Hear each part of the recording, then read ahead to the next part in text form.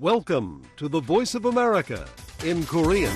Direct from Washington, the Voice of America, VOA.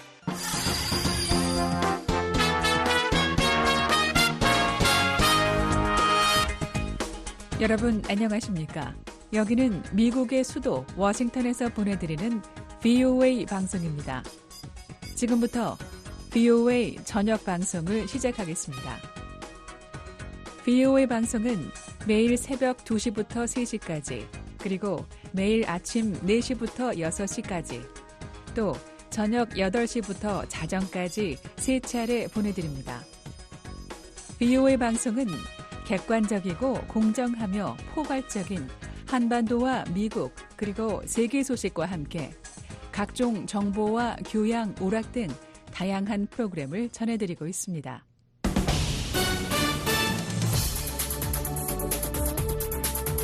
VOA 세계뉴스입니다. 블라디미르 푸틴 러시아 대통령이 어제 북한에 대한 무기 제공 가능성을 내비쳤습니다. 베트남을 국빈 방문한 푸틴 대통령은 이날 하노이에서 기자들에게 우크라이나에 미사일 등의 무기를 제공하는 국가들을 겨냥해 그들은 자신들이 우리와 싸우는 것이라고 생각하지 않지만 이 경우에 나는 평양에서 했던 발언을 포함해 우리가 북한과 맺은 조약과 관련해 전 세계 다른 지역들에 무기를 공급할 권리가 있다고 말했다고 밝혔습니다. 이어 합의를 고려할 때 나는 이를 배제하지 않는다고 강조했습니다. 서방국들이 러시아의 침공에 맞서고 있는 우크라이나에 무기를 제공해온 것처럼 자신도 북한을 포함한 서방의 적성국들에 무기를 공급할 수 있다는 주장입니다. 앞서 푸틴 대통령은 19일 북한을 국빈 방문해 김정은 국무위원장과 양국 중 한쪽이 다른 나라의 무력 침공을 받아 전쟁 상태에 처하게 되는 경우 지체 없이 군사 원조를 제공하는 내용이 담긴 포괄적 전략적 동반자 관계에 관한 조약에 서명했습니다. 한편 매튜 밀러 미 국무부 대변인은 이날 브리핑에서 푸틴 대통령의 관련 발언은 믿기지 않을 정도로 우려스럽다고 말했습니다. 푸틴 대통령의 발언은 한반도를 불안정하게 만들 것이며 그들이 제공할 무기의 종류에 따라 러시아 자신이 지지해왔던 유엔 안전보장이사회 결의를 위반하는 것이 될 수 있다고 밀러 대변인은 밝혔습니다. 미국 정부는 최근 이스라엘 총리가 미국의 무기 제공에 제한 조치를 비판한 데 대해 깊은 실망감을 나타냈습니다. 존 커비 백악관 국가안보소통보좌관은 어제 브리핑에서 미국이 이스라엘에 이와 관련해 직접 불쾌감을 표했다면서 베냐민 네타냐후 총리가 최근 공개한 영상 성명에 대한 깊은 실망감과 내용의 정확성에 대한 우려를 다양한 경로를 통해 충분히 명료하게 전달했다고 생각한다고 말했습니다. 커비 보좌관은 미국이 이스라엘의 자위적 방어에 대한 필요를 돕는 일을 중단했다는 생각은 절대 정확한 것이 아니라고 강조했습니다. 앞서 네타냐후 총리는 지난 18일 성명에서 자신이 최근 이스라엘을 방문한 토니 블링컨 미국 국무장관에게 무기와 탄약 제공을 미국이 몇 달째 보류해온 데 대해 상상할 수조차 없는 일이라며 불만을 표했었다고 밝혔습니다. 미국은 이스라엘군이 공세를 계속하고 있는 가자지구 남단 라파 등 인구 밀집 지역에 미칠 영향을 우려해 지난달 상대적으로 고위력인 재래식 무기에 해당하는 2,000파운드, 500파운드급 폭탄 제공을 일시 중지했습니다. 이와 관련해 매튜 밀러 국무부 대변인은 우리가 제공을 심사하고 있는 고위력 탄약 선적분이 남아있다면서 이는 정체가 아닌 정책적 검토라고 설명했습니다. 그러면서 다른 군수품 제공은 계속되고 있다고 강조했습니다. 앞서 바이든 대통령은 지난 4월 이스라엘군이 라파에 대한 대규모 지상작전을 감행할 경우 무기 공급을 중단할 것이라고 경고한 바 있습니다. 토니 블링컨 미국 국무장관이 어제 이스라엘 고위 안보 관리들과 만나 중동 분쟁 관련 현안들을 논의했습니다. 블링컨 장관은 이날 워싱턴 DC에서 이스라엘의 자히 하넥비 국가안보보좌관과 론 더머 전략장관을 만나 레바논 내 이슬람 무장단체 헤즈볼라와의 무력 충돌 가능성이 고조되는 상황과 관련해 레바논에서의 추가적 상황 악화를 피할 필요가 있다고 말했다고 매튜 밀러 국무부 대변인이 밝혔습니다. 블링컨 장관은 또 가자지구에서의 휴전과 하마스가 억류 중인 인질들의 전원 석방을 위한 지속적 노력, 가자지구 내 팔레스타인 민간인들에 대한 인도적 지원 증대를 위한 추가적 조치 필요성 등을 논의했습니다. 아울러 이스라엘의 안보에 대한 미국의 철통 같은 공약도 거듭 강조했습니다. 한편 가자지구 북부와 중부 지역의 난민촌과 민가 등에 대한 이스라엘군의 여러 차례의 공습으로 최소 14명이 사망하고 수십 명이 부상했다고 로이터 통신이 현지 의료진을 인용해 이날 보도했습니다. 통신은 이스라엘군 탱크들이 남부 라파에도 진격을 계속하고 있다고 현지 주민들을 인용해 보도했습니다. 이스라엘군의 공세는 현재 가자지구 남단 라파와 중부 데이르 알발라 지역 두 곳에 집중되고 있다고 로이터 통신은 보도했습니다. 미국 국무부가 중동 국가 예멘 내 이슬람 무장 조직 후티 반군의 중동 해역 내 민간 상선 공격을 비난했습니다. 매튜 밀러 국무부 대변인은 어제 보도자료에서 미국은 최근 후티 반군이 민간 선박들에 대해 자행한 무모하고 무차별적인 공격을 비난한다고 밝혔습니다. 그러면서 지난 12일 홍해에서 후티 반군의 수상무인정에 피격된 뒤 침몰한 MV 튜터호와 13일 대함 순항미사일 공격으로 선원 1명이 중상을 입고 선체가 파손된 채 홍해에 버려진 MV 베르베나호에 대한 고의적 공격을 비난했습니다. VOA 세계뉴스 김시영입니다.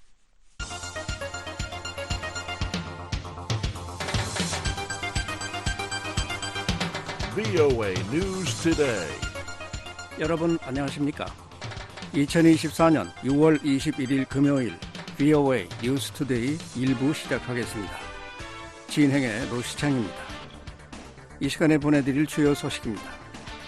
북한과 러시아가 군사협력 조약을 체결한 데 대해 미국 백악관과 국무부, 국방부 등이 우려를 나타냈습니다.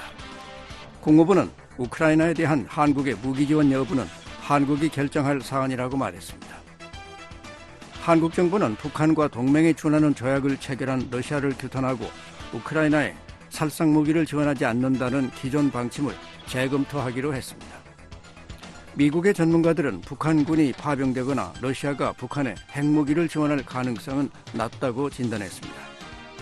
내일 북한 날씨 전 지역 대체로 흐리고 비가 내리겠습니다. 최저기온 12도에서 22도, 낮 최고는 19도에서 29도입니다.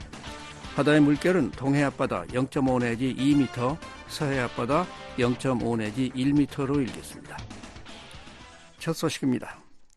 북한과 러시아가 군사협력 조약을 체결한 데 대해 백악관이 우려를 나타냈습니다. 필요에 따라 인도 태평양 지역에서 미군 대응 태세를 강화할 수 있음을 시사했습니다. 조은정 기자가 보도합니다.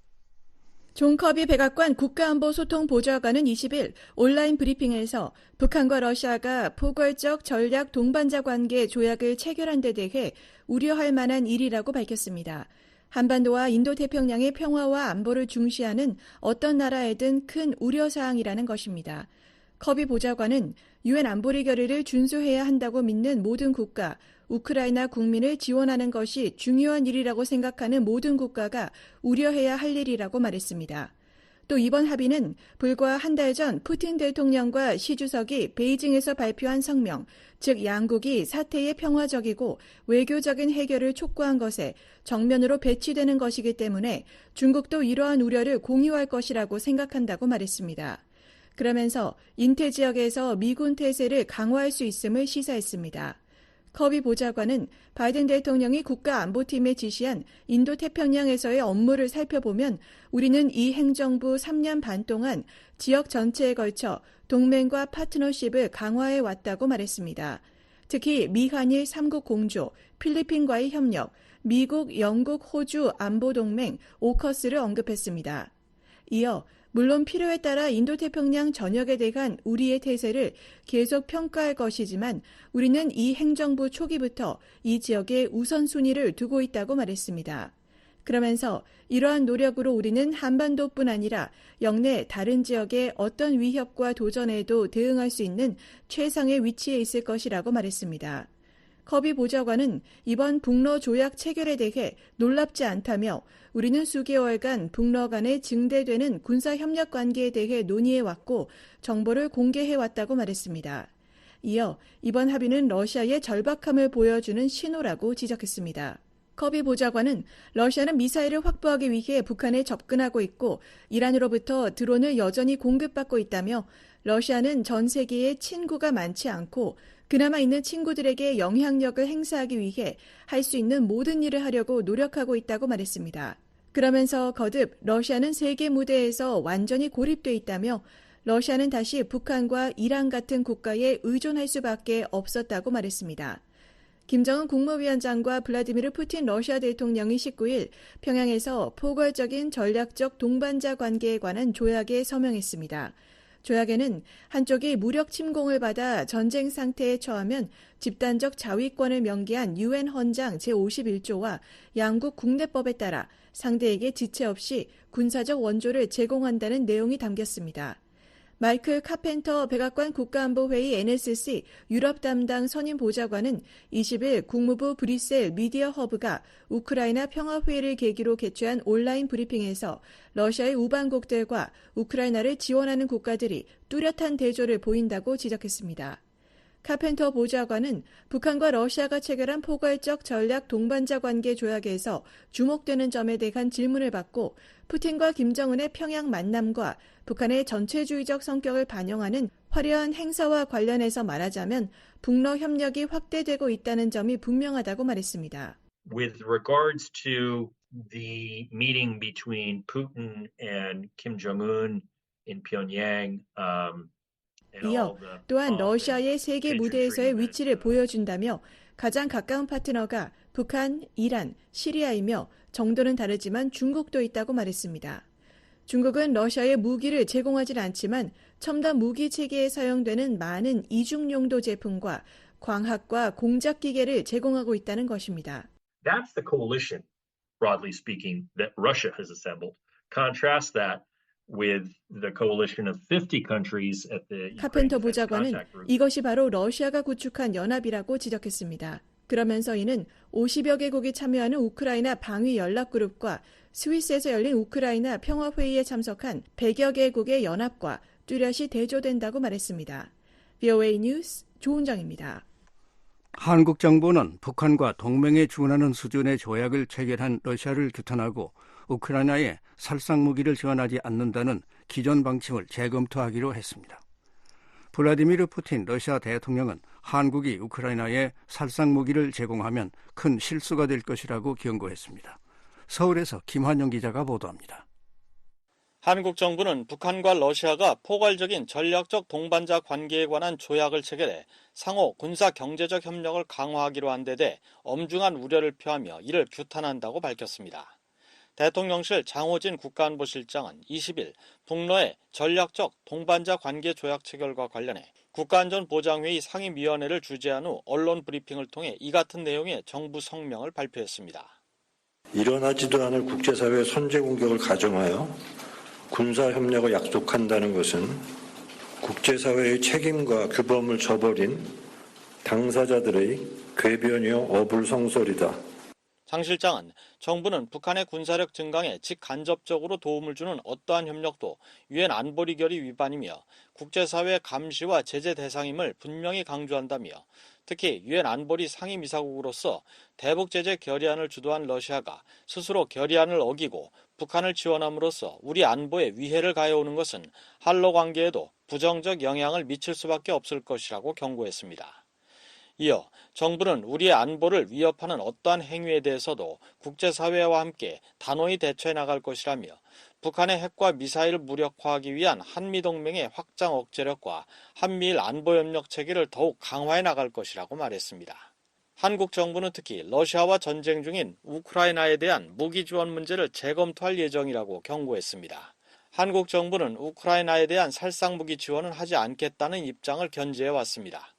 김정은 북한 국무위원장과 블라디미르 푸틴 러시아 대통령이 20일 평양에서 정상회담을 한 후 서명한 조약엔 북한과 러시아 어느 한쪽이 무력 침공을 받아 전쟁 상태에 처하면 상대에게 지체 없이 군사적 원조를 제공한다는 내용이 담겼습니다. 민간 연구기관인 한국국가전략연구원 문성묵 통일전략센터장입니다. 북한과 러시아가 동맹조약 수준으로 돌아갔다고 하는 것은 한반도 안보 상황에 매우 중요한 변곡점이라고 생각을 합니다. 정부가 살상무기 지원하지 않는 방침을 재검토하기로 한 것은 당연한 조치라고 저는 생각을 합니다. 다만 이것이 실제 긴장으로 고조되는 것을 조절하기 위한 그런 상황 관리도 지금 같이 하고 있는 걸로 이해합니다. 한국 외교부는 북러 새 조약 체결에 반발해 주한 러시아 대사를 초치했습니다. 김홍균 외교부 제1차관은 21일 오후 2시 게오르기 지노비에프 주한 러시아 대사를 서울 외교부 청사로 불러 북러 조약 체결과 군사협력에 대한 정부 입장을 전달했습니다. 대통령실 고위 관계자는 기자들과 만난 자리에서 이 조약에 대해 1961년 북한과 소련이 맺은 조약 수준엔 미치지 못하지만 군사적인 지원을 포함한 상호 지원을 이야기하고 있어서 동맹에 가까워 보인다고 평가했습니다. 이 고위 관계자는 1961년 조약엔 지체 없이 보유하고 있는 모든 수단을 통해 군사적 또는 기타 지원을 제공한다고 되어 있지만 이번 것은 유엔 헌장 51조와 국내법 규정 같은 완충 장치가 달려 있어 자동 군사 개입은 아니라고 할 수 있다고 설명했습니다. 이어 막상 푸틴은 동맹이라는 말을 전혀 쓰지 않았고 김정은 혼자만 동맹을 외쳤다며 구체적인 내용을 좀 더 확인해보고 이런 문구가 들어간 경위도 중요할 수 있어서 폭넓게 알아보고 판단해야 할 것 같다고 말했습니다. 이번 조약이 대통령실이 사전 경고한 선을 넘은 것인지에 대해선 이 정도 내용이 나올 가능성이 있다는 예상을 했었다며 유엔 안보리의 제재를 받는 북한과 이런 조약을 맺는다는 자체를 심각하게 받아들일 수밖에 없다고 답변했습니다. 이 고위 관계자는 우크라이나에 대한 무기 지원 가능성과 관련해서 살상이냐 비살상이냐를 떠나서 무기 지원엔 여러 옵션이 있다며 일반 살상 무기가 아닌 정밀 무기도 많이 있고 살상 무기가 아니더라도 러시아가 싫어하는 것들이 있다고 설명했습니다. 한국 정부는 우크라이나에 대한 무기 제공이 다양한 옵션을 갖고 러시아의 태도에 따라 무기 지원 수준이 달라질 것이라고 밝혔습니다. 블라디미르 푸틴 러시아 대통령은 이에 대해 한국이 우크라이나에 살상 무기를 공급한다면 아주 큰 실수가 될 것이라고 경고했습니다. 타스 통신 등 러시아 매체들에 따르면 푸틴 대통령은 20일 베트남 하노이에서 북한과 베트남 순방을 마무리하는 기자회견을 열고 이같이 말하고 그런 일이 일어난다면 우리는 상응하는 결정을 내릴 것이고 그것은 아마 한국의 현 지도부가 달가워하지 않는 결정일 것이라고 밝혔습니다. 푸틴 대통령은 북러 간 유사시 자동 군사 개입으로 해석될 여지가 있는 새 조약 내용에 대해 조약상 군사적 원조는 오직 침공, 군사적 공격이 있을 때 적용되기 때문에 한국은 우려하지 않아도 된다며 내가 알기론 한국은 북한을 침공할 계획이 없기 때문에 우리의 이런 분야의 협력을 두려워하지 않아도 된다고 말했습니다. 한국 정부 산하 국책연구기관인 통일연구원 조한범 선임연구위원은 한국과 러시아가 서로에게 제시한 레드라인 위에 서 있는 아슬아슬한 양상이라며 양국이 파국을 막기 위해 상황을 관리하고 있다고 진단했습니다. 러시아로서는 동맹조약도 아니고 높은 수준의 군사협력 정도로 보고 있거든요. 한국 정부도 그 상황은 어느 정도 이해하는 것 같고 다만 이제 이게 실제로 이행이 됐을 때 한반도 안보에 위해가 되는 상황을 가장 우려하는 거거든요. 조약 자체는 유감이죠. 그러나 실제 어떻게 이행이 되는지에 따라서 대응을 하겠다는 입장인 것 같고요. 따라서 우크라이나 카드를 활용을 해서 러시아에 경고를 했다 이렇게 볼 수가 있고. 한국 대통령실은 이달 초 북러 간 자동군사 개입을 골자로 한 조약 체결 가능성에 대해서 이미 파악한 것으로 전해졌습니다. 이에 따라 이도훈 러시아 주재 대사가 이달 초 러시아 측에 경고 메시지도 전달했던 것으로 알려졌습니다. 푸틴 대통령은 기자회견에서 또 우크라이나가 서방의 장거리 무기로 러시아 접경지 벨고로드를 공격하는 것은 침략 행위에 가깝다고 보고 분석을 진행하고 있다고 말했습니다. 그는 서방의 우크라이나 무기 지원에 맞서 러시아도 제3국에 무기를 공급할 권리가 있다고 말한 바 있다며 북한과의 합의와 관련해서도 이를 배제하지 않는다고 했습니다. 통일연구원 홍민 선임연구위원은 북러 조약은 우크라이나가 미국 등 서방의 첨단 무기를 지원받아 러시아 본토를 공격할 수 있다는 위기감 때문에 북한을 대응카드로 활용하고 있다며 푸틴 대통령의 메시지는 한국보다는 미국과 나토를 겨냥하고 있다고 분석했습니다. 러시아의 당장에 직면한 이해는 미국과 나토가 우크라이나에 공격용 무기를 제공하지 않고 러시아 본토에 대한 공격을 하도록 허용하지 않게끔 압박하는 거예요. 그렇기 때문에 러시아는 단기적으로는 그것을 압박하기 위한 용도로 이 조약 북한을 활용하는 것이고 한편 토니 블링컨 미국 국무장관과 조태열 외교부 장관은 북러 정상회담 관련 대응 논의를 위해 20일 밤 유선 협의를 가졌다고 한국 외교부가 21일 밝혔습니다.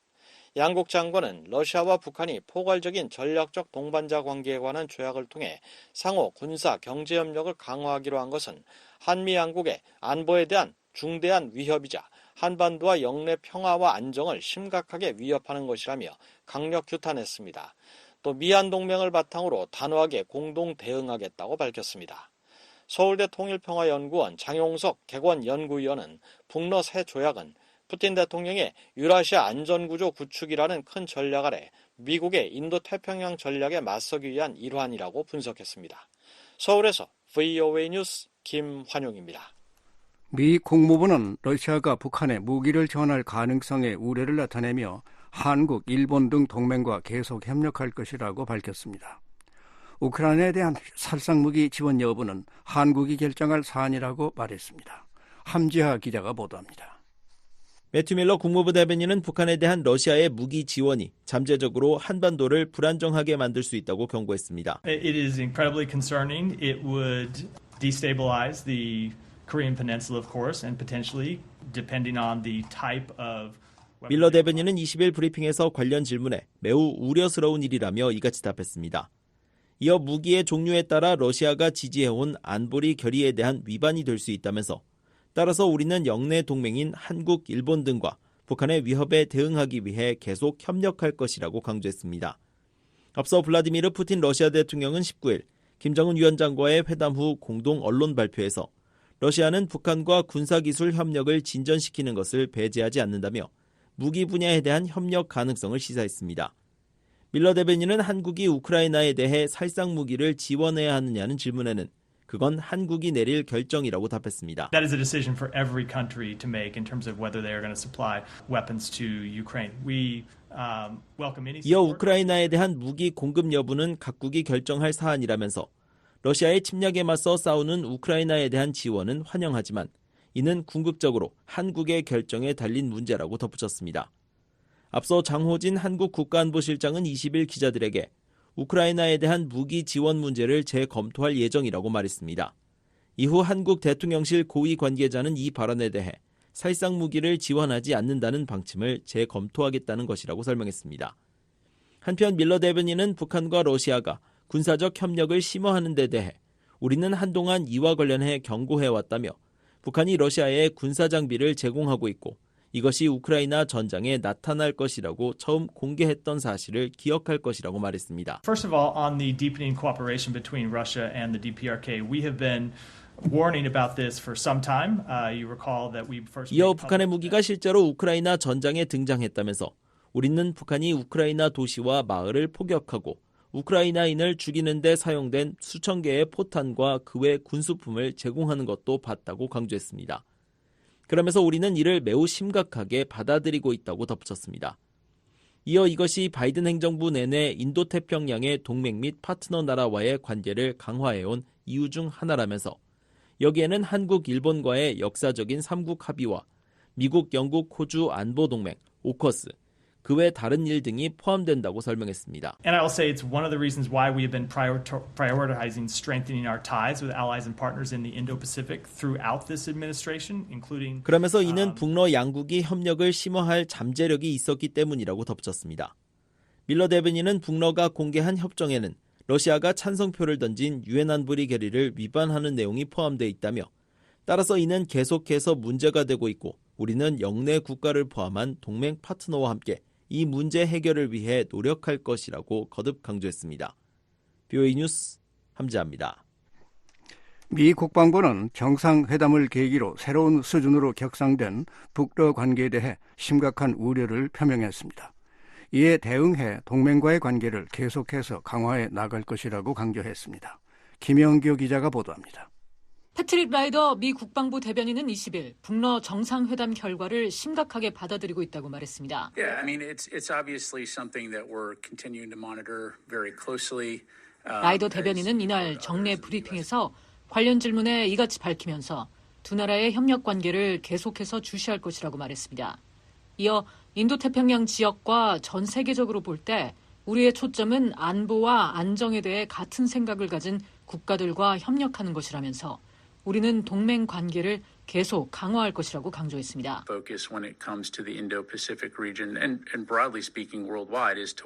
그러면서 동맹인 한국에 대한 우리의 철통 같은 지지를 매우 분명하게 밝혀왔다고 강조했습니다. 라이더 대변인은 아울러 북러 관계의 지속적인 발전에 대해 놀랍지 않다고 말했습니다. 그러면서 북한이 러시아의 불법 전쟁을 지원하고 있다며 주권과 법치를 존중하는 모든 국가들에게는 확실히 우려스러운 일이라고 말했습니다. 라이더 대변인은 또 이날 브리핑에서 푸틴 대통령이 북한과의 군사기술 협력 강화를 시사한 것과 관련해 그들이 군수품을 얻기 위해 북한과 같은 나라로 가야 한다는 건 러시아가 얼마나 고립되어 있는지를 보여주는 것이라고 지적했습니다. 북한 대외관양조선중앙통신은 20일 김정은 국무위원장과 블라디미르 푸틴 러시아 대통령이 19일 평양에서 서명한 포괄적인 전략적 동반자 관계에 관한 조약 전문을 공개했습니다. 총 23개조로 이루어진 조약 제4조에는 쌍방 중 어느 일방이 개별적인 국가 또는 여러 국가들로부터 무력 침공을 받아 전쟁 상태에 처하게 되는 경우 타방은 유엔 헌장 제51조와 조선 민주주의 인민공화국과 러시아 연방의 법에 준하여 지체 없이 자기가 보유하고 있는 모든 수단으로 군사적 및 기타 원조를 제공한다는 내용이 담겼습니다.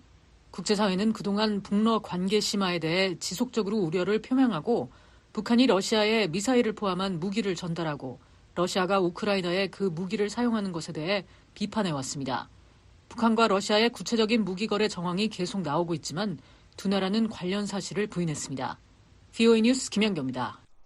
미국 상원의원들이 북한과 러시아가 군사동맹에 준하는 조약을 체결한 것을 강력히 규탄했습니다.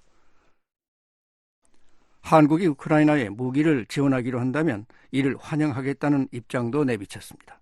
이재훈 기자가 보도합니다. 공화당 중진인 린지 그레이엄 상원의원은 20일 북한과 러시아가 체결한 상호 방위 조약을 과거 히틀러와 무솔리니가 맺은 강철 조약에 비유하면서 이것이 우리가 살고 있는 시대의 징표라고 말했습니다. Yeah, I just think, it's a sign of the times in which we live. It's like, Mussolini and Hitler having a pact. 그레이엄 의원은 이날 VOA 기자 만나 관련 논평 요청에 이같이 밝히면서 지독한 악당들이 함께 뭉쳐 대담하고 더 강해졌다고 비판했습니다. 강철 조약은 1939년 나치 독일과 파시스트 이탈리아 왕국이 맺은 군사동맹으로 2차 세계대전을 촉발한 요인 중 하나로 꼽힙니다. 공화당 중진인 척 그리슬리 상원의원은 러시아, 중국, 북한, 이란을 21세기의 추축국으로 규정했습니다. 북러 조약은 러시아, 중국, 북한, 이란이 미국에 대항하는 축을 형성하고 있는 것의 일환이며 이런 움직임은 1940년대 추축국인 독일, 이탈리아, 일본 사이에 있었던 것과 비슷하다는 겁니다. It's the creation of an axis against the United States of Russia, China. 그레슬리 의원은 미국의 적성국간 이런 움직임은 미국과 의회 그리고 우리 국민들이 매우 두려워해야 할 일이라며 국가안보라는 건 전쟁을 위한 것이 아니라 전쟁을 피하고 평화를 지키기 위해 방위력을 키우는 것이라고 강조했습니다.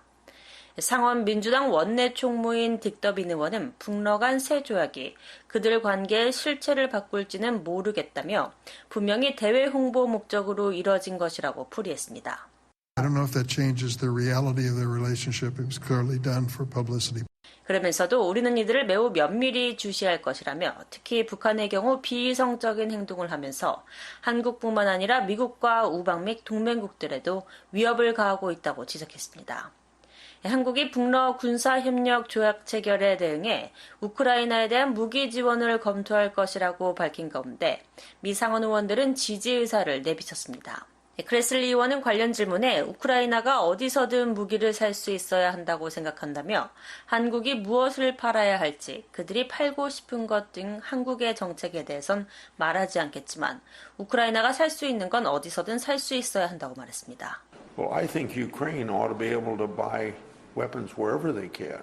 더빈 의원도 관련 질문에 직접적인 답변은 하지 않으면서도 우리는 푸틴의 침략을 격퇴하려는 우크라이나의 노력을 지지하고 나토도 이를 지지하며 세계의 다른 지역에 있는 우리의 동맹국들도 이를 지지하고 있다며 한국의 참여도 환영한다고 말했습니다. Well, since we support that effort by Ukraine to repel Putin's invasion.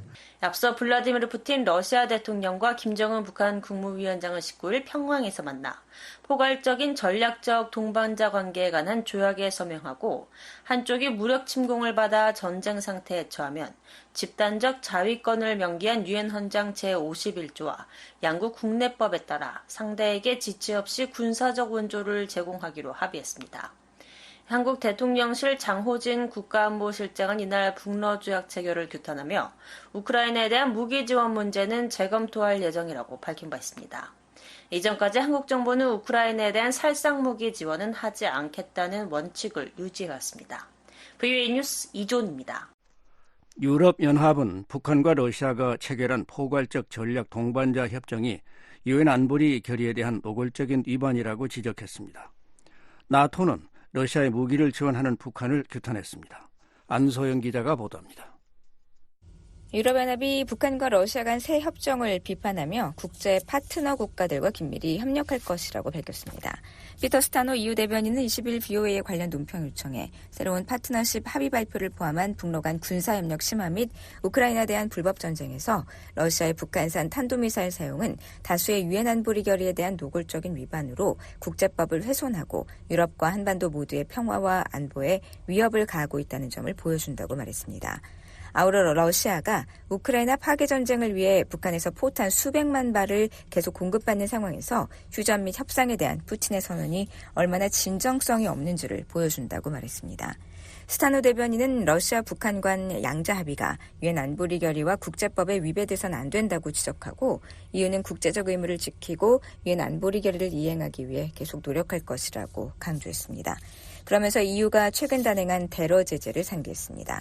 스타노 대변인은 이는 지난 5월 31일 북한의 불법 무기 프로그램과 러시아의 침략 전쟁에 대한 북한의 군사 지원과 관련한 북한 및 러시아 단체와 개인을 표적 삼은 제재 패키지를 통해 입증됐다며 이유는 국제 파트너들과 긴밀한 협의를 이어나갈 것이라고 덧붙였습니다. 아울러 러시아와 북한은 가장 무자비하고 고립됐으며 가장 많은 제재를 받는 두 정권을 대표한다고 설명했습니다. 그러면서 두 나라 모두 국제법과 유엔 안보리 결의를 무시하고 영내 안정을 위협하며 세계 안보를 약화할 뿐만 아니라 자국민을 억압하고 있다고 비판했습니다.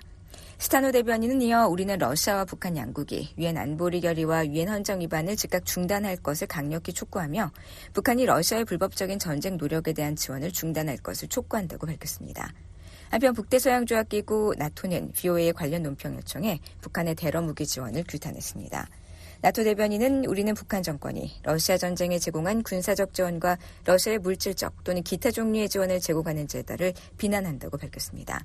이어 우리는 독재 정권이 민주주의에 가하는 위협을 충분히 인식하고 있으며 나토 본부에 민주주의 회복력 센터를 설립해 공동의 민주적 가치를 수호하기 위한 나토의 약속을 실행하고 있다고 설명했습니다.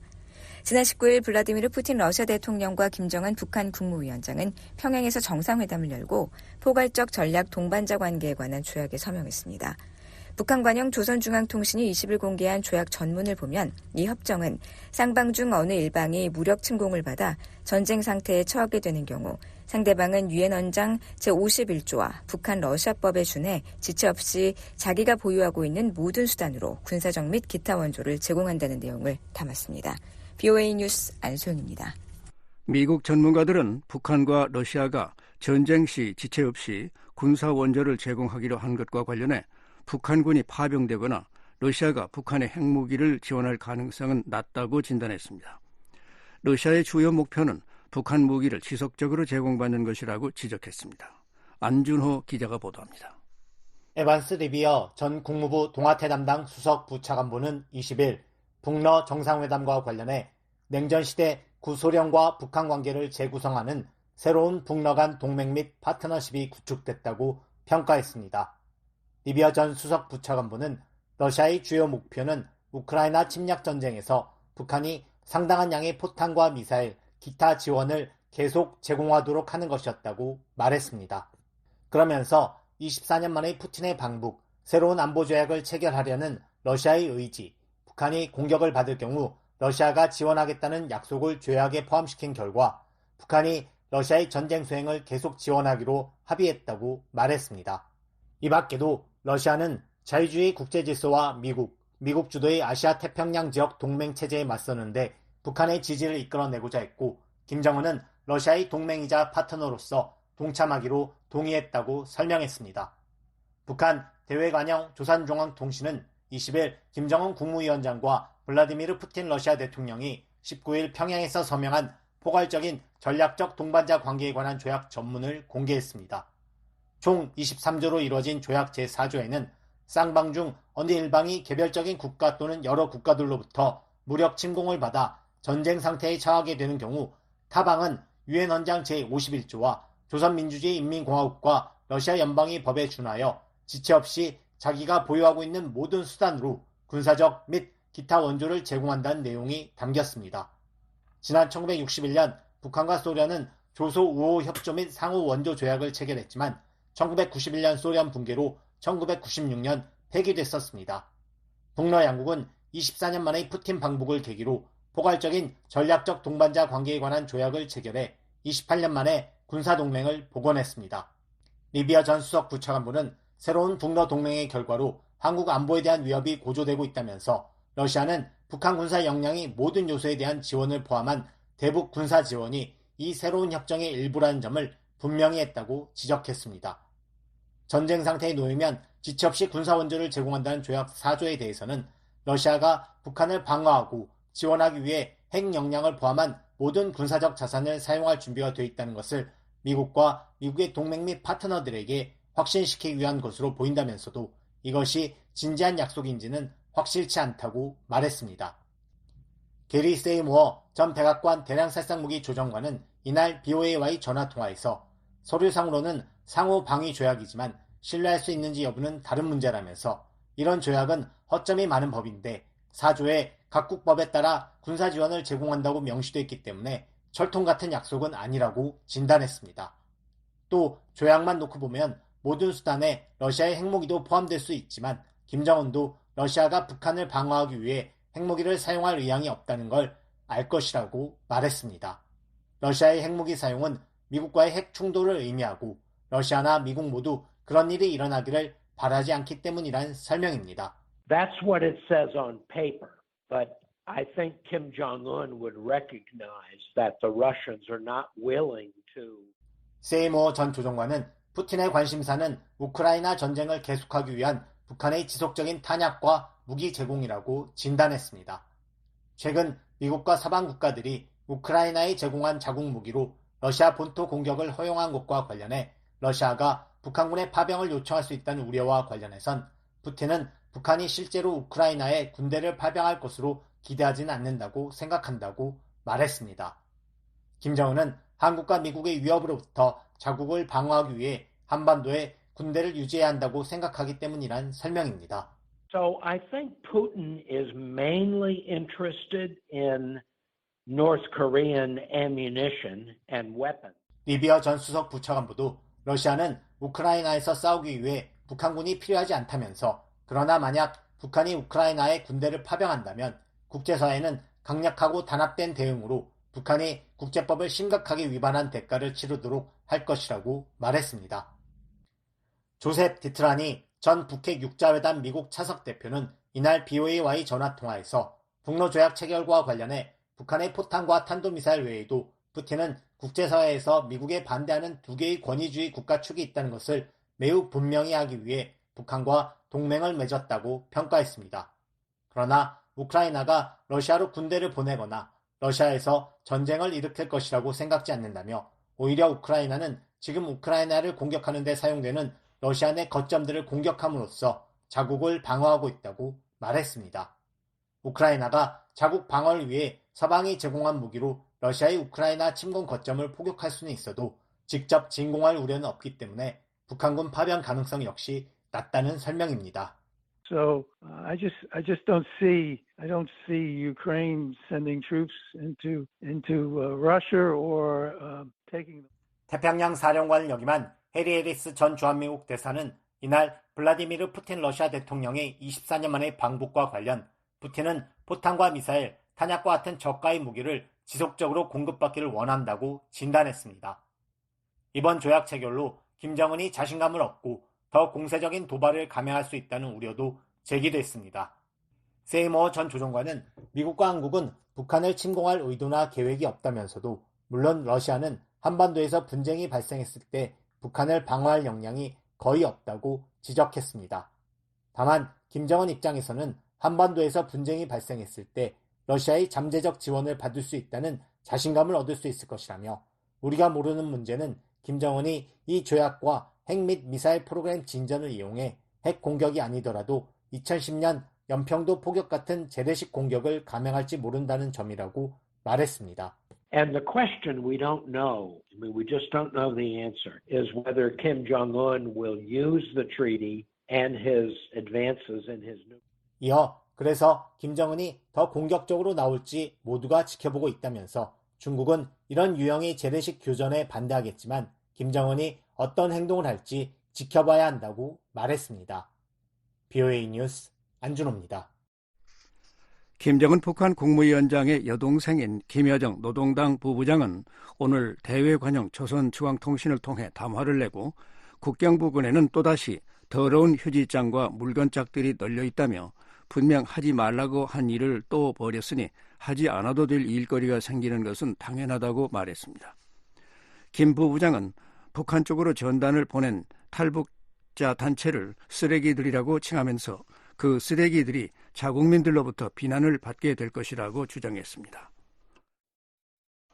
한국 내 민간단체인 자유북한운동연합은 앞서 어제 오후 10시에서 자정 사이 경기도 파주에서 북한 쪽으로 전단과 이동식 저장 장치 USB, $1 지폐 등을 담은 대형 풍선 20개를 띄웠다고 밝혔습니다. 북한은 대북 전단에 반발해 지난달 28일부터 지난 9일까지 한국으로 쓰레기를 담은 풍선을 4차례 살포하며 전단이 또 넘어온다면 오물 몇십 배로 되갚겠다고 엄포를 놨습니다.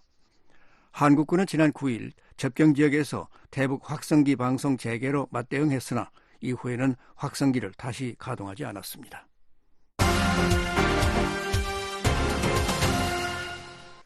미국이 사이버 안보를 논의하는 유엔 안보리 회의에서 북한이 악의적 사이버 활동을 통해 대량 살상무기 자금을 조달하고 있다고 비판했습니다.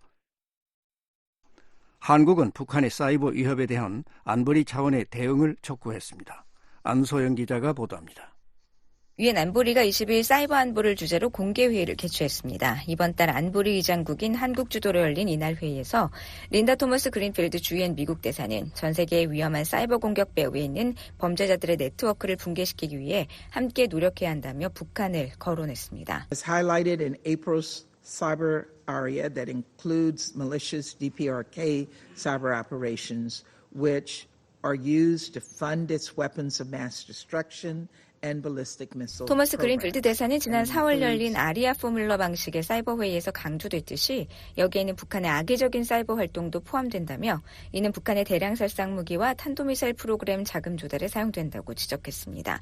앞서 지난 4월 미한일 유엔 대표부가 유엔 본부에서 사이버 안보 의제를 다루는 비공식 회의인 아리아 포뮬러를 공동 개최한 바 있습니다. 조태열 한국 외교부 장관도 이날 안보리 회의에서 북한의 악의적인 사이버 활동을 언급했습니다. Digital means the DPRK systematically evades the very sanctions adopted by this council and challenges the international non-proliferation regime. 조 장관은 북한은 디지털 수단을 통해 유엔 안보리가 채택한 제재를 체계적으로 회피하고 안보리 업무에 필수적인 국제 비확산 체제에 도전하고 있다고 지적했습니다. 그러면서 현실 세계와 사이버 세계의 평화와 안보의 연관성이 점증하는 이 시점에 안보리가 이를 외면해서는 안 된다고 강조했습니다. 조 장관은 북한은 대량 살상 무기 개발 자금의 40%를 가상자산 탈취 등의 불법적인 사이버 활동으로 조달했다는 안보리 대북제재위원회 전문가 패널 보고서 내용을 언급하고 안타깝게도 이 패널은 우리가 모두 알고 있는 이유로 활동이 종료됐다고 말했습니다. 러시아가 지난 3월 전문가 패널 임기연장 결의안에 거부권을 행사함에 따라 창설 15년 만에 전문가 패널이 해산된 점을 지적한 겁니다. 일본의 야마자키 키즈유키 주유엔 대사는 북한의 사이버 위협에 깊은 우려를 표명했습니다. In recent years, we have witnessed a concerning trend of a qualitative and quantitative increase. 야카자키 대사는 암호화폐 탈취의 급격한 증가는 국제 평화와 안보에 명백하고 현존한 위협이며 잠재적으로 불법 무기 프로그램에 자금을 조달할 수 있다며 특히 북한이 악의적인 사이버 활동을 통해 대량 살상 무기와 미사일 프로그램에 자금을 조달하고 있다는 것은 잘 알려진 사실이라고 말했습니다. 그러면서 국가 안보와 인권, 국제 평화 및 안보에 미치는 영향에 대해 깊이 우려한다고 덧붙였습니다. 한편 미한일 등 63개 유엔 회원국과 유럽연합은 이날 안보리 회의에 앞서 사이버 안보와 관련한 공동 성명을 발표했습니다. 조태열 장관은 이들을 대표해 발표한 성명에서 안보리의 궁극적인 임무를 상기하면 사이버 안보에 대한 포괄적이고 증거에 기반해 대응하는 접근 방식은 안보리가 진화하는 기술에 대해 민첩성과 시의적절함을 유지하는 데 있어 필수적이라고 말했습니다. 또한 국제법을 준수하고 개방적이고 안정적이며 접근 가능하며 평화로운 정보통신기술 환경을 조성하기 위한 우리의 확고한 의지를 재확인한다고 강조했습니다. VOA 뉴스 안소영입니다. 호주 국방부가 선박간 환적 등 북한의 불법 해상활동 감시를 위해 유도미사일 구축함을 파견했다고 밝혔습니다. 4개월의 작전 기간 중 세계 최대 해상연합훈련에도 참가할 예정입니다. 김시영 기자가 보도합니다. 호주 국방부는 20일 해군 호바트급 유도미사일 구축함 시드니함이 북한의 불법 해상활동 감시 등 다양한 작전에 참가하기 위해 지난주 베이스 이스트 함대 본부에서 출항했다고 밝혔습니다. 호주 국방부는 이날 보도자료에서 이같이 밝히면서 4개월의 배치 중 세계 최대 규모 해상연합훈련 림팩과 퍼시픽 드래곤 훈련 그리고 유엔 안전보장이사회 대북제재 집행을 위한 국제적 노력에 대한 호주군의 기여인 아르고스 작전에 참여할 것이라고 밝혔습니다. 그러면서 해상작전용 MH-60R 시오크 헬리콥터 한 대를 탑재하고 승무원 200명가량을 태운 시드니함이 이 같은 임무 수행과 함께 영내 파트너들과 협력, 상호 운용성, 호환성 개선을 위한 활동도 수행할 것이라고 설명했습니다. 이번 림팩 훈련에는 30개국 병력 약 2만 5천 명과 잠수함 4척을 포함한 44척의 함정, 170대가량의 항공기, 14개 지상군 부대 등이 참가한다고 호주 국방부는 설명했습니다. 경년 단위로 실시되는 림팩 훈련과 연계돼 진행되는 퍼시픽 드래곤 훈련은 미국, 한국, 일본 3국 주도로 실시하는 탄도미사일 탐지 추적 훈련입니다. 그랜트 콜먼 시드니함 함장은 보도자료에서 림팩, 퍼시픽 드래곤 훈련과 아르고스 작전 등의 활동에서 시드니함이 호주를 대표하는 것은 하나의 큰 명예라고 말했습니다. 시드니함은 지난달 한반도 서해 인근 공해상에서 유엔 안보리 대북제재 감시 임무를 수행했던 호주 구축함 호바트함의 임무를 인계할 예정입니다. 유엔 안보리는 지난 2017년 9월 북한의 6차 핵실험에 대응해 채택한 대북결의 2375호에서 석탄과 석유, 해산물 등 북한의 금수 품목 밀수를 막기 위해 북한 선박과의 선박간 환적 등을 금지했습니다. 이 같은 안보리 결의 이행을 위해 미국과 호주, 뉴질랜드, 일본, 캐나다, 네덜란드 등은 항공기 또는 함정을 한반도 인근 등지에 파견해 해상 감시 활동을 벌이고 있습니다. 호주 해군은 2018년부터 아르고스 작전을 통해 관련 활동에 참가하고 있습니다.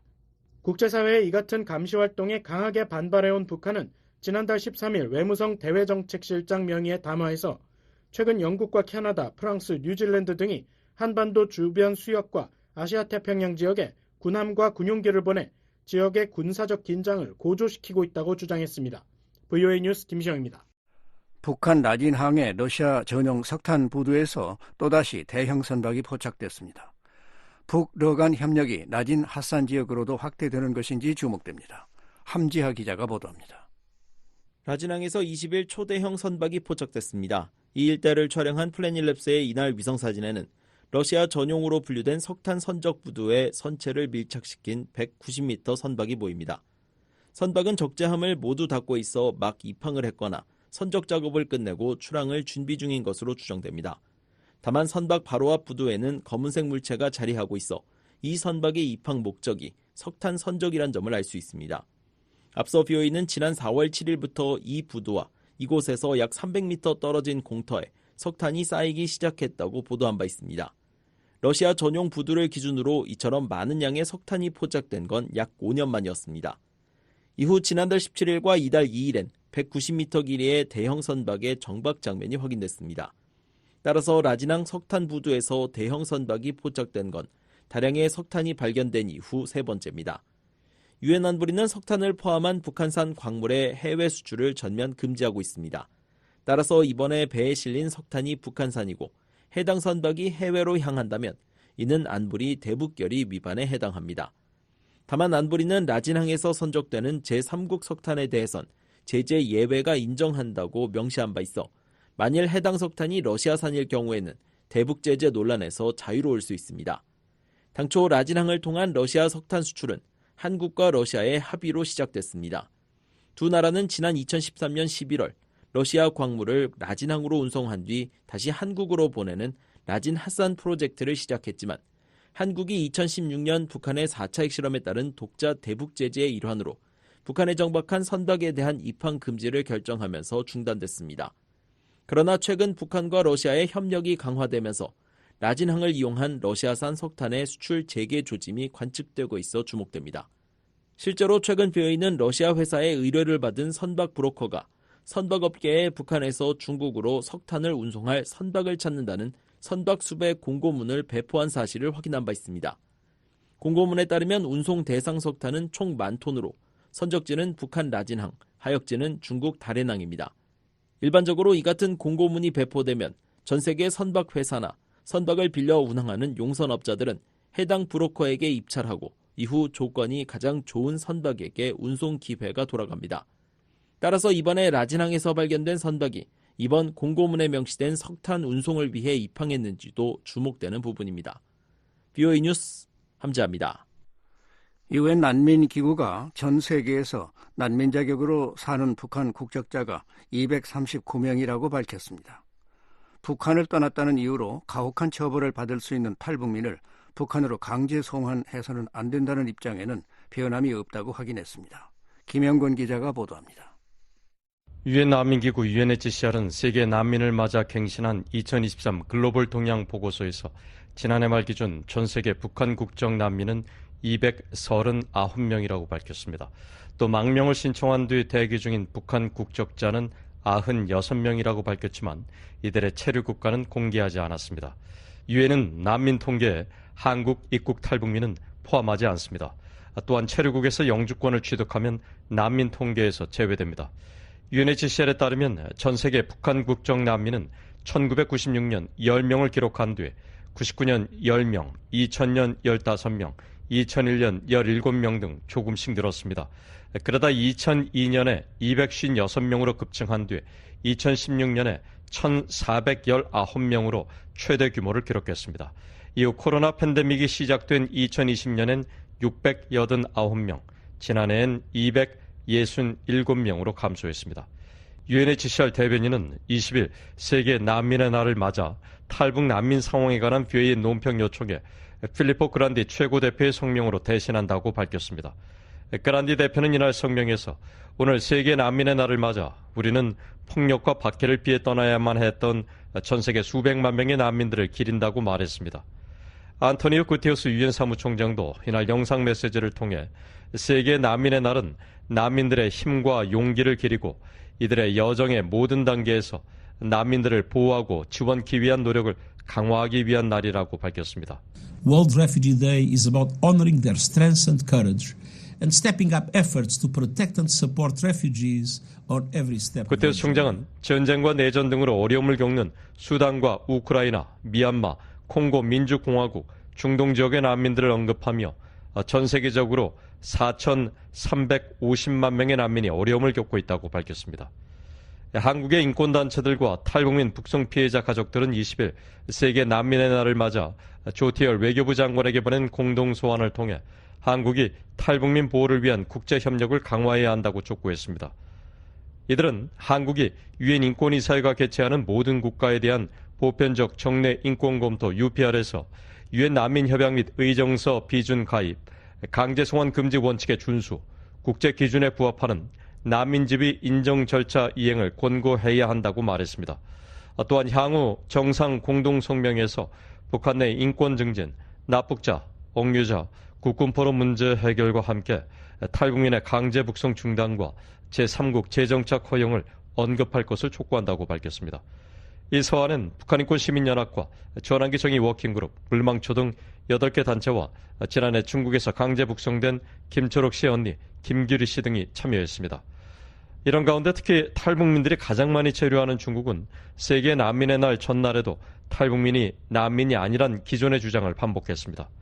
중국 외교부 홈페이지에 따르면 린젠 대변인은 19일 정례 브리핑에서 한국 정부가 중국의 탈북민을 강제 북송하지 말고 원하는 곳으로 갈 수 있도록 협조를 요청한 데 대해 중국엔 소위 탈북자란 개념이 없다고 주장했습니다.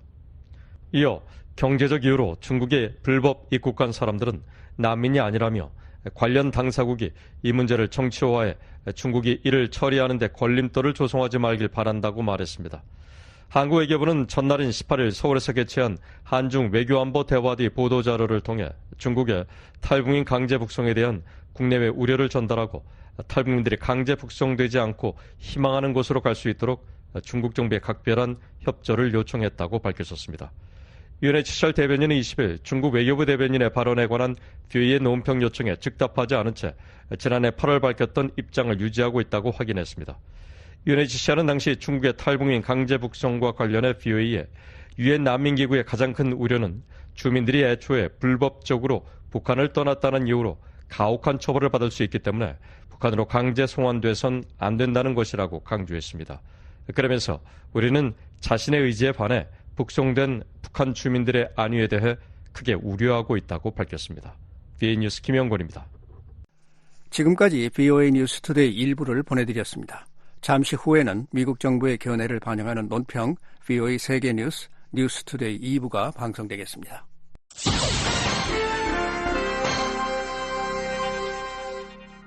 미국 정부의 견해를 반영하는 논평입니다. 로버트 우드 유엔 주재 미국 대표부 차석 대사는 미국은 우리가 공개적으로 여러 번 분명히 밝힌 것처럼 이스라엘 파트너들과의 사적인 자리에서 우리의 입장을 분명히 밝혀왔다고 말했습니다. The United States' commitment to Israel's security is ironclad, and I want to repeat, ironclad. We want to see Hamas defeated.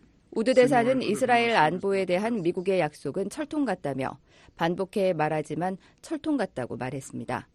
그러면서 우리는 하마스가 패배하고 신와르와 그 밖의 하마스 지도자들이 법의 심판을 받고 인질들이 석방되는 것을 보고 싶다며 우리는 하마스가 가자 지구를 장악하는 것에 대해 반대한다는 것을 매우 분명히 해왔다고 말했습니다. 동시에 우리는 또 이스라엘의 가자 지구 재점령을 지지하지 않으며 지지하지도 않을 것이라고 말했습니다. 이어 우리는 대규모 민간인 피해가 발생할 위험이 있는 라파에서 어떠한 대규모 군사작전에 대해서도 오랫동안 반대 입장을 고수해왔다고 말했습니다. 유엔에 따르면 가자 지구의 상황은 재앙과 악몽 그리고 지옥으로 묘사될 수 있습니다. 지난 2주 동안 80만 명 이상의 사람들이 라파에서 가자 지구의 다른 지역으로 피난했습니다. 대부분의 피난민들은 칸 유니스와 데이르 알 발라로 피난했지만 그곳은 시설과 물이 부족하고 부적절한 화장실과 배수 문제 등으로 끔찍한 상황입니다. 우드 대사는 따라서 피난민에 대한 이스라엘의 준비가 충분하지 않은 것이 분명하다고 말했습니다. Israel should take immediate and decisive actions to remedy this situation and ensure the protection of civilians. 우드 대사는 이스라엘은 이런 상황을 해결하고 민간인 보호를 위해 즉각적이고 단호한 조치를 취해야 한다고 말했습니다. 그러면서 생명이 달린 문제이기 때문에 지체해서는 안 된다고 말했습니다. 이번 재난에서 밝은 점이 있다면 그것은 바닷가에 임시 부두가 설치됐다는 것입니다. 우드 대사는 인도주의적 지원의 첫 번째 물자가 이 부두를 통해 해안에 도착했다고 말했습니다. 그러면서 인도주의적 해상회랑은 최대 50만 명을 최대 한 달간 지원할 수 있다고 말했습니다. More aid from the United States and other countries continues to arrive in Cyprus, where it will be loaded onto ships for delivery. 우드 대사는 미국과 다른 나라들로부터 더 많은 원조가 키프로스에 계속 도착하고 있으며 그곳에서 이 부두로 운송하기 위해 배에 실릴 것이라고 말했습니다. 이어 하지만 기근을 완화하기 위해 해상 원조는 육로를 통한 원조를 대체할 수 없다며 그래서 미국은 육로를 통해 가자지구로 들어가는 원조 물자를 더 늘리기 위해 계속 노력하고 있다고 말했습니다. 그러면서 바이든 대통령이 어제 강조한 대로 교전을 멈추고 인질들을 집으로 데려오기 위해서는 즉각적인 휴전이 필요하다며 하마스는 유엔 안보리의 결정에 따라 인질들을 석방해야 한다며 그것이 전쟁을 끝내는 방식이라고 강조했습니다. 미국 정부의 견해를 반영한 논평이었습니다. 이에 대해 의견이 있으신 분은 편지나 팩스, 전자메일을 보내주시기 바랍니다. 주소는 Voice of America, 약자로 VOA를 쓰신 뒤 코리안 서비스, 주소 330 Independence Avenue, SW, 워싱턴 DC 20237 USA입니다. 전자메일은 korean@voanews.com으로 보내주시기 바랍니다.